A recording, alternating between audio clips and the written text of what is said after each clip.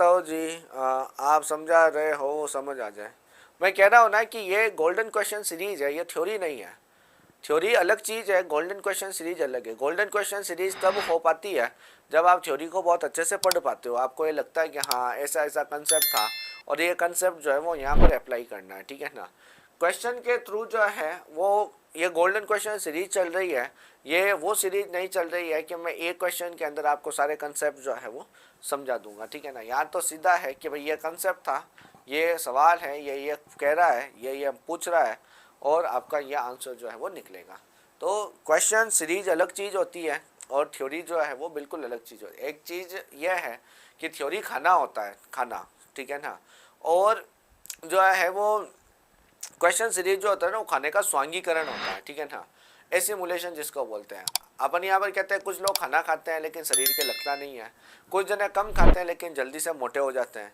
तो उनका जो रीज़न जो होता है ना वो रीज़न यही होता है कि जिनका जो कम खाते हैं उनका स्वांगीकरण अच्छा होता है, जो ज़्यादा खाते हैं उनका स्वांगीकरण अच्छा नहीं होता, इस वजह से वो पतले के पतले रह जाते हैं। तो यहाँ पर क्या है ना, क्योंकि आप ये सोच रहे हैं कि आपने खाना तो खाया नहीं और स्वांगीकरण बढ़िया हो जाए, तो भाई खाने स्वांगीकरण तो खाने का ही होगा ना। तो ये आपके पास ये चीज़ है। दो सेल है Al2O3 और NaCl, तो ये आपका एल्यूमिनियम और ये आपका Na, W1/E1 is equal to W2/E2। अब आपके पास मुद्दा क्या आ रहा है, मुद्दा आपका आ रहा है कि मैं W1E1 लिख रहा हूँ, W2E2 लिख रहा हूँ, बोले ये कहाँ से आया। तो ये मैंने आपको कह दिया कि फैराडे के द्वितीय नियम से सवाल होता है, तो ये तुल्यांकता का नियम जो है वो आता है। यहाँ पर 1.8 एल्यूमिनियम का ई जो है एल्यूमिनियम का वो आपके पास GMM/N फैक्टर 3, तो आपके पास 9। यहाँ पर W2 आपका सोडियम निकालना है और सोडियम का तुल्यांकी भार जो है वो आपका 23/1 बराबर 23 जो है वो आएगा। तो यहाँ पर 0.2, तो W2 बराबर 4.6 ग्राम जो है वो आपका आ जाएगा। महेंद्र कंवर जी का आंसर बिल्कुल ठीक है। H2SO4 और MgSO4 में समान मात्रा में विद्युत प्रवाहित की गई तो हाइड्रोजन तथा मैग्नीशियम के भार का अनुपात क्या होगा। यह भी आपके तुल्यांकता का नियम का अपन यहाँ पर कहते हैं क्वेश्चन है।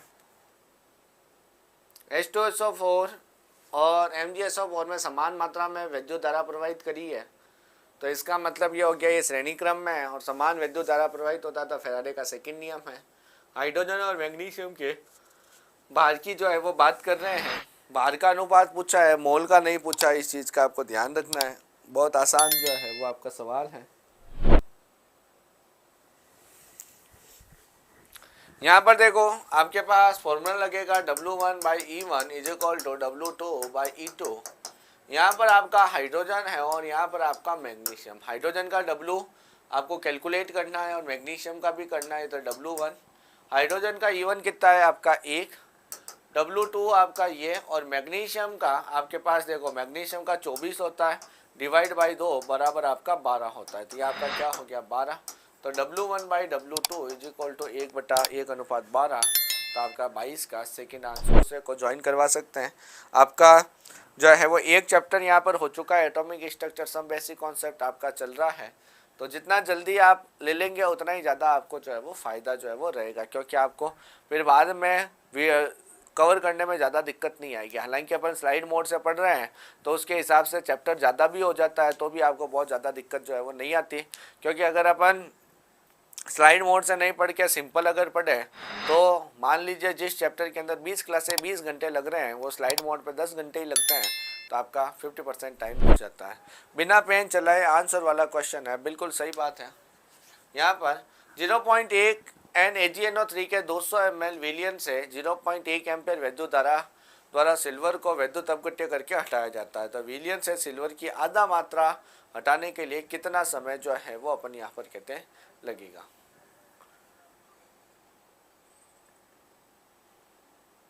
जीरो पॉइंट एक आपके पास AgNO3 है, 200 ml है, 1 एम्पियर की धारा आपको जो है वो करनी है और आपको जो है वो ये चेक करना है कि विलियन में से आधा आपको जो है वो Ag हटाना है, ठीक है ना।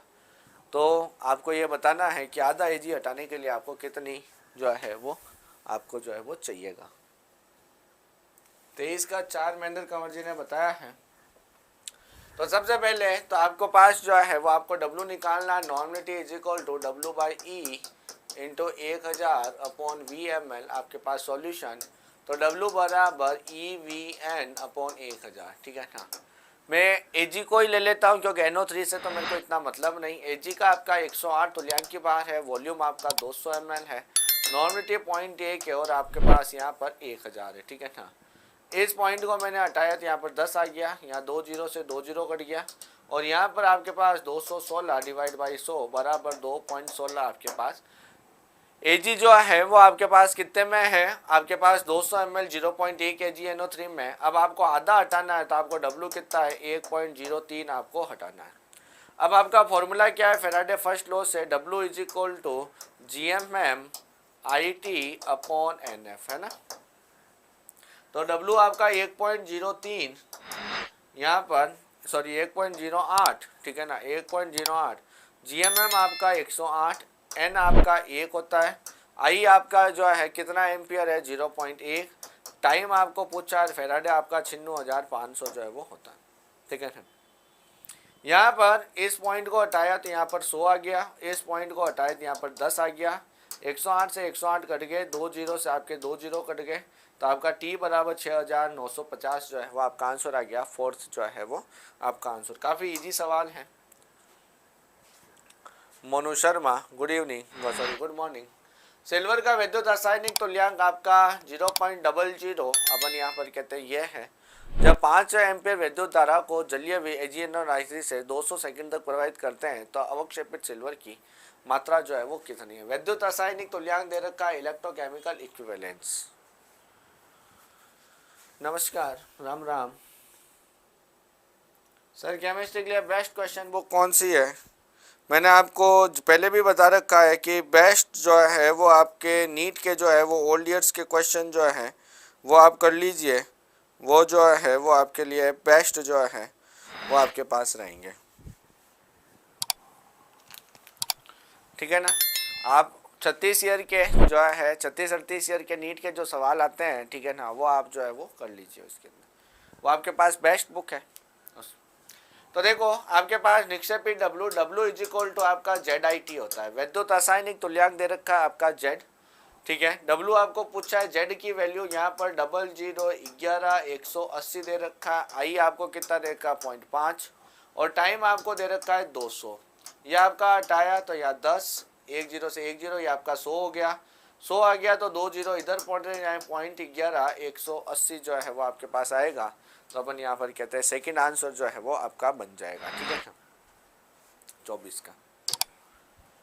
नेक्स्ट आपके पास क्वेश्चन नंबर 25 है। महेंद्र कंवर जी का 24 बिल्कुल ठीक है। महेंद्र कंवर जी 25 आपके पास है। इलेक्ट्रोसेकेंड के इलेक्ट्रोलाइटिक सेल के आपके क्वेश्चन जो है वो एक तरह से फैराडे वाले से ख़त्म होते हैं।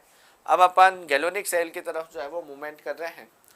गैल्वेनिक सेल आपका कॉपर +2 1 m Ag प्लस में बाह्य परिपथ में इलेक्ट्रॉन गति करेंगे।